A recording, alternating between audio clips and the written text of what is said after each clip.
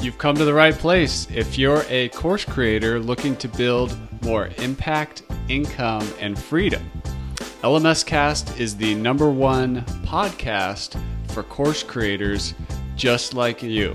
I'm your guide, Chris Badgett. I'm the co-founder of the most powerful tool for building, selling, and protecting engaging online courses called LifterLMS.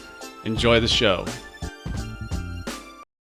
Welcome back to another episode of LMScast. My name's Chris Badgett, and I'm joined by a repeat guest, most repeat guest on the podcast, Mathis from the LifterLMS team. How you doing, Allie? Great, Chris. How are you? Doing excellent. Allie's here to facilitate a conversation around groups, which rolled out very recently. I'm super excited. How are we going to do this? Where do we want to start? I'm super excited about this too, because we've been talking about this for a long time as a team. So I thought we could start by talking about the history of groups and why we decided to develop it, where the idea came from. Well, as of this recording, LifterLMS, the product, is about 5.5 years old. And the LifterLMS ecosystem is made up of the core LifterLMS software and then 22 different add-ons, I believe. Groups, the most recent, which is amazing. We've always wanted it, but the way I always thought about it is before we can scale the learning experience, there's a lot of fundamentals we need to get in place, like having an easy to use quiz builder, having the ability for it to do quizzing and assessments and grading and reporting, and having our own social learning components, having private coaching components. And once we get the one-on-one experience down, then it makes sense to start scaling into groups. So I call that moving slow to move fast later. So I've wanted it for a long time. I know lots of community members wanted it for a long time, especially if they sell training into companies and institutions, so that they could do it in an easier way at scale. But that's what took us so long. That's what took us 5.5 years. And here we are, and I'm so stoked that it's out. Yeah, that's really exciting. I guess we should also start by talking about different, like what is a group? What are sort of like the different type of groups that exist out there? Who might this product appeal to? Well, there's a lot of different types of groups. If you think about it, it's kind of one of the things that makes us human is we get into like these little groups. Okay, those could be families. These could be interest groups, could be Facebook groups, could be spiritual communities, could be government, could be businesses, could be corporations, could be some kind of club, could be a bunch of friends, could be a partner couple. Like groups of people come in all different flavors. So a group can really be anything. I think the classic use case for online courses is to think about selling training into another company where like a HR manager then has a group of employees that go through a course. That's kind of the classic example. You can also look at traditional education where the college professor, as an example, would use a textbook that they didn't write to facilitate learning in the classroom. So if you think about the online course is like the textbook 2.0 for the college classroom, it's another way to think about groups. So there's lots of different ways to slice and dice it. But like, so on the most basic level, though, groups allows you to offer training sort of like from one to many. Is that correct? Yeah. So like instead of doing like a one-off enrollment, somebody would get access for a certain number of seats. And that could be like 2 seats, could be 20 seats, could be 2,000, could be 20,000 seats. Is there any limit? It doesn't sound like there is, but I just want to clarify. There's literally no limit, which is why what makes the opportunity so big, which we can talk about in a bit. But okay. Yeah, I mean, groups come in all kinds of sizes. Mm-hmm. So if there's no limit, though, on the LifterLMS plugin side, and I might be throwing you a curveball with this question, but is there anything on the technical side that you would recommend in terms of server if you are going to try to sell a course to, 20,000 people in a group? Well, batter up to your curveball. There is, uh, when the online training platform is like your business, it's Mhm. important, and we talk about a lot in this community, in our Facebook group and the Office Hours Mastermind call, in all kinds of places over email. People ask, which hosting should I get for my WordPress LMS?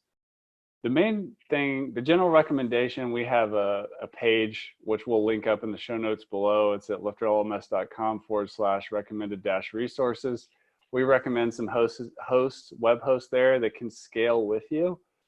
So there's quality hosting providers out there that can scale. Like if you land a giant client and like 20,000 people drop into your course in 1 second, you're going to need some more horsepower on your hosting account. So quality managed WordPress hosts, that'll be no problem. Cool. So I guess as a business owner, there's a big potential benefit to being able to sell to groups, economically speaking, right? Absolutely. Yeah. Could you talk a little bit more about like when you're offering training one to many, what that could do to your business or your business model? Yeah, I mean, if you look at it, like a really simple example is if you had a relatively cheap course in terms of courses, cheap meaning like $100.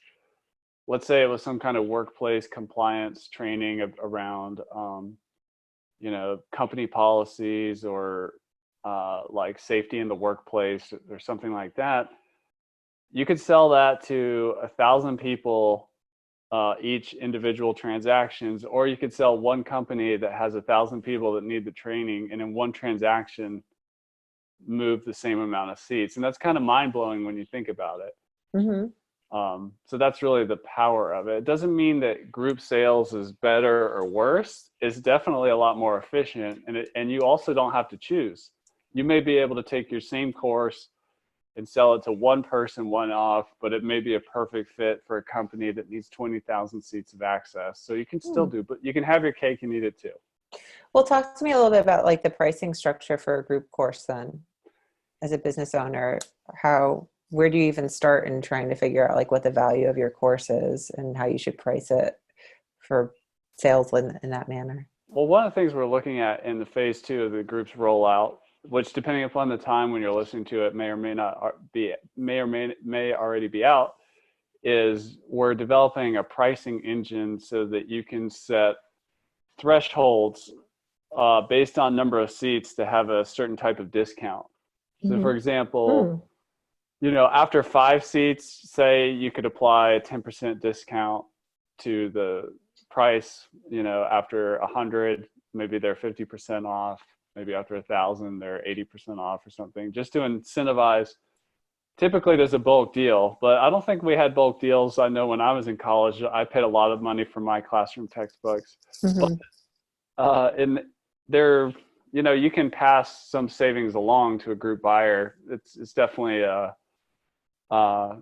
thing that you can do. And also you can still do a sale manually. Like if you're going to do a high touch sale and you're going to get on a plane and you're going to go to a corporate office and you're going to go to a boardroom and you're going to pitch training, and there's like 20,000, 100,000, 500,000 seats on the line, that buyer, that enterprise buyer, is not going to check out on your website, more than likely. You're going to work out a deal. There's going to be contracts. You're going to get a paper check or a wire transfer, and you're going to like set up the group and grant the HR manager or the head of ops the group admin account, and set up that first part manually and then let them do their thing. So there's all kinds of different ways to approach those volume seats and making the deal happen. Gotcha. Well, so I was going to ask this one later on, but since you brought it up, I know Groups is rolling out in a couple of different phases.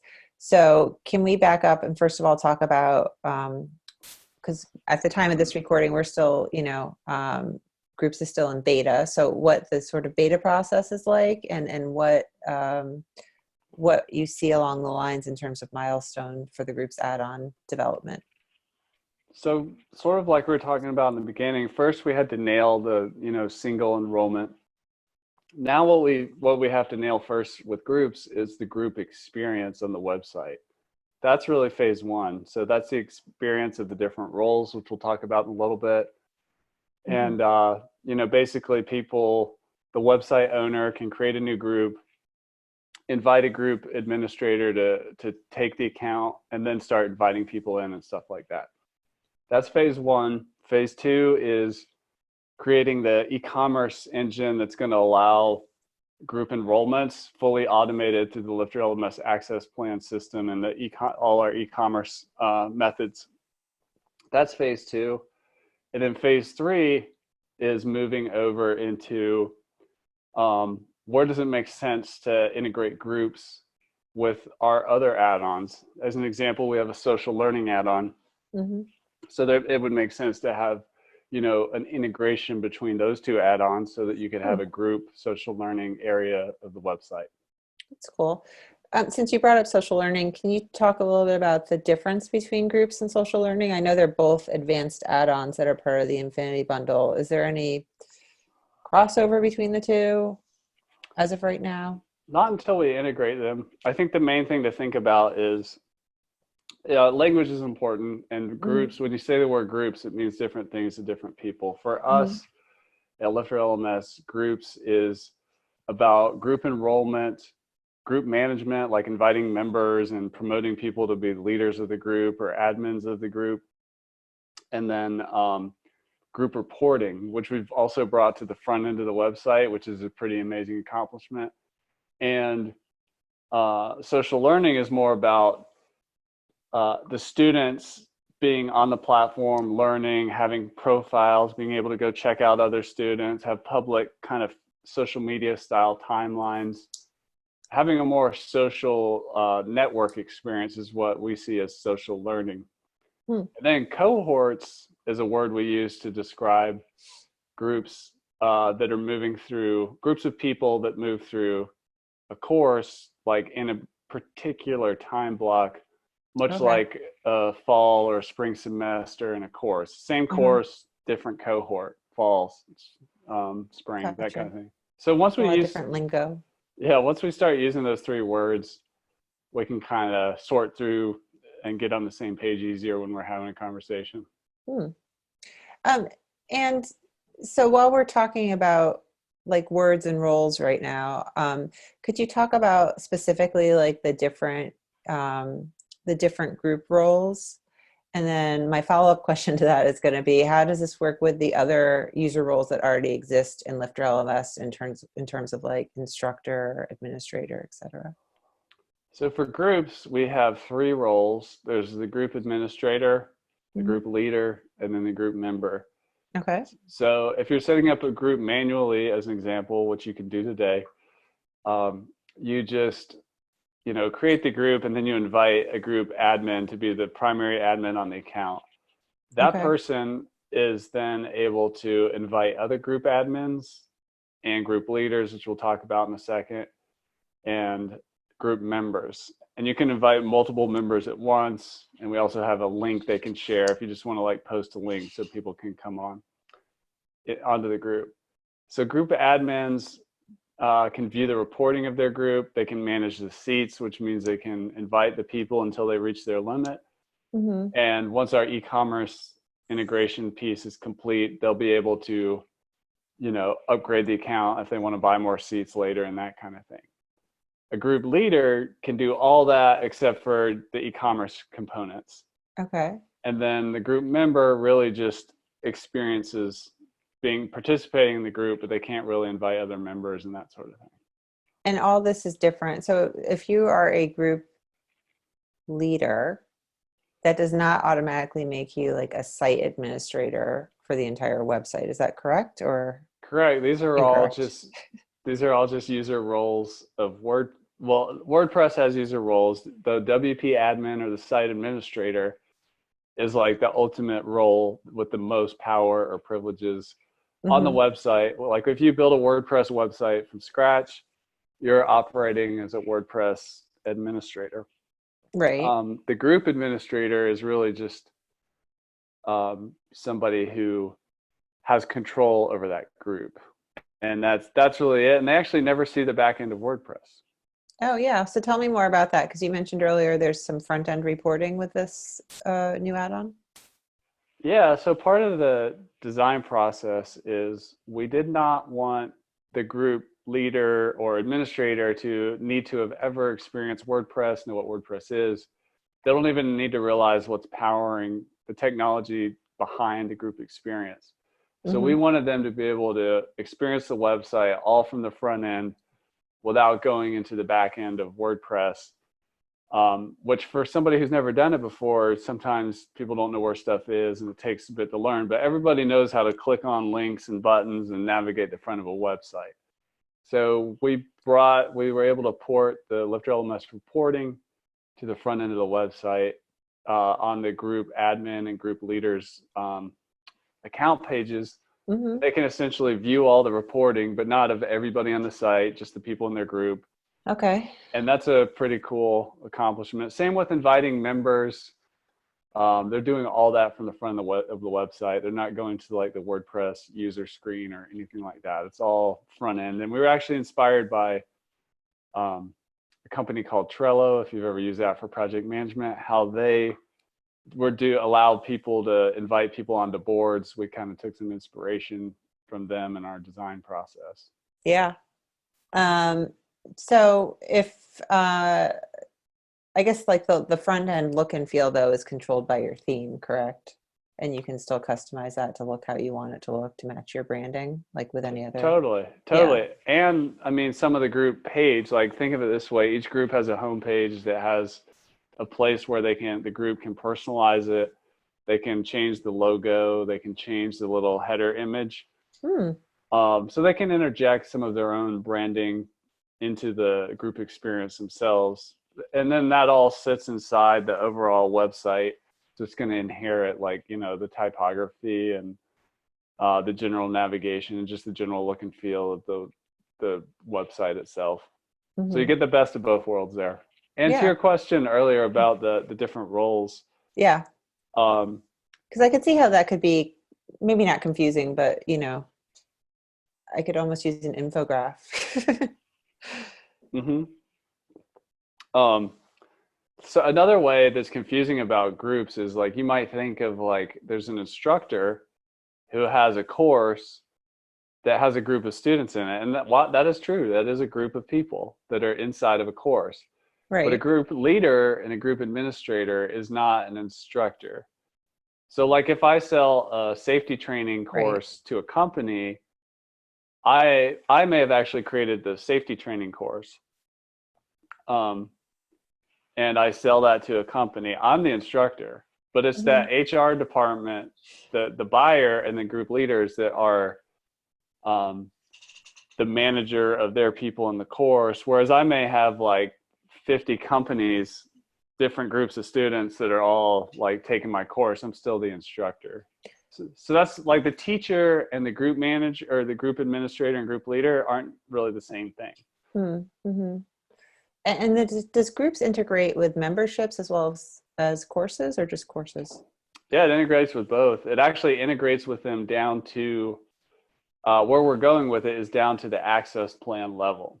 Okay. So if you have a membership that, let's say, has two access plans, and maybe one of them includes more stuff or whatever, or more benefits, that group buyer could then, choose which one they want. So Hmm. yeah, you can do group enrollment in courses as well as memberships down to the access plan level. So when you say like more benefits, for example, could one membership include like private coaching possibly? Does it Yeah, integrate with private areas as well? And that's an example of okay. what we're looking at for phase 3. So if Okay. if you have a course that's like, okay, we have a self-study course, it's $500. We have a course with group coaching that's the same course with that $1,000 with group coaching, Uh-huh. and then a third access plan with private coaching. When we look at private areas, we're going to look at like how can we make private areas work with groups. Yeah. Yeah, that's really cool. It's exciting. And Yeah. so private areas, groups, some of the other products we mentioned, these are all part of the Infinity Bundle. Is that right? So if I'm an Infinity Bundle customer, do I need to do anything to be able to try out groups? All you need to go is to go to your account on LifterLMS.com and open up your downloads tab, and it's right there. You can just add it to your website. That's pretty And exciting. yeah, if you have like a single product or the Universe bundle, Uh-huh. you can either upgrade to the Infinity Bundle, or Yeah. you could just get the groups add-on individually if you wanted to. Okay. And then the other option is if you want to try before you buy or upgrade, you could just sign up for the LifterLMS dollar trial, the 30-day demo, we call it, where Mm-hmm. we give you a temporary website for 30 days. The groups add-on is inside there, so you can activate it and then just try it out if you prefer to take it for a test drive that way. That's cool. Yeah, it is cool. Yeah.